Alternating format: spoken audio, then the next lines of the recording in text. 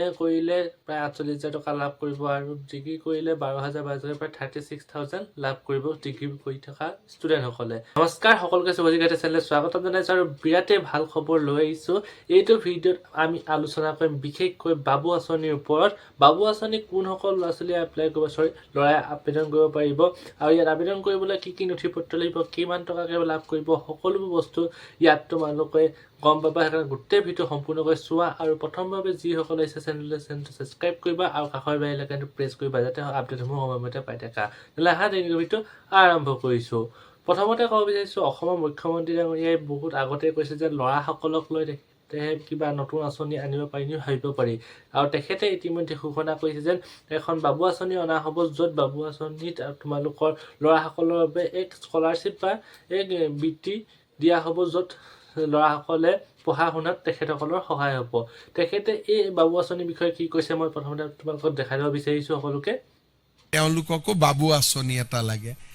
আজি আমি এই ধৰণে আপোনালোকক জনাব খুজিছোঁ যে পোষ্ট গ্ৰেজুৱেট পঢ়া ছাত্ৰসকলক আমি ফেব্ৰুৱাৰী মাহৰ 1 তাৰিখৰ পৰা মাহত 2,000 টকাকৈ আগবঢ়াম আৰু গ্ৰেজুৱেট পঢ়া ছাত্ৰসকলক আমি মাহত 1,000 টকাকৈ আগবঢ়াম।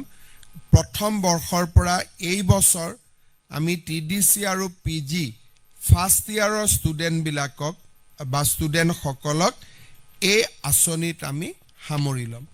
এই আঁচনিখন সকলোৰে বাবে মুকলি নহ'ব। যাৰ পিতৃ মাতৃৰ উপাৰ্জন 4 লাখ টকালৈকে আছে তেওঁলোকৰ বাবে এই আঁচনিখন দিয়া হ'ব। বিল' 4 লাখ চৰকাৰী চাকৰিয়াল আদি এই আঁচনিৰ পৰা বাদ পৰিব।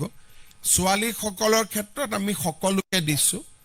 বাবু আঁচনিত আমি 4 লাখ টকা উপাৰ্জনলৈকে আমি এই আঁচনিৰ সহায় আগবঢ়াম।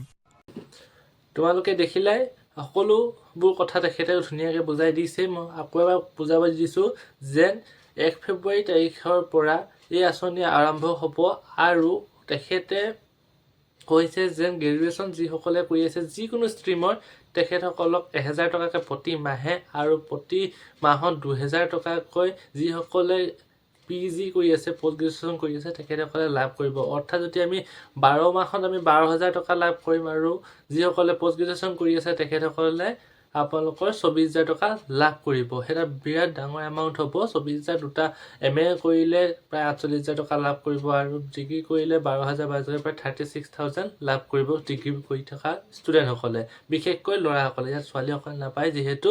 আৰু ইয়াত নথি পত্ৰ বুলিবলৈ মেইনলি ডকুমেণ্টছ লাগিব। ইনকাম চাৰ্টিফিকেটখন যিসকল ইনকাম চাৰ্টিফিকেটখন লাগিব, যিহেতু 4 লাখ তলৰ যিসকল পৰিয়ালৰ ল'ৰা আছে তেখেতসকলে আবেদন কৰিব পাৰিব আৰু তাতকৈ ওপৰত আবেদন কৰিব নোৱাৰিব।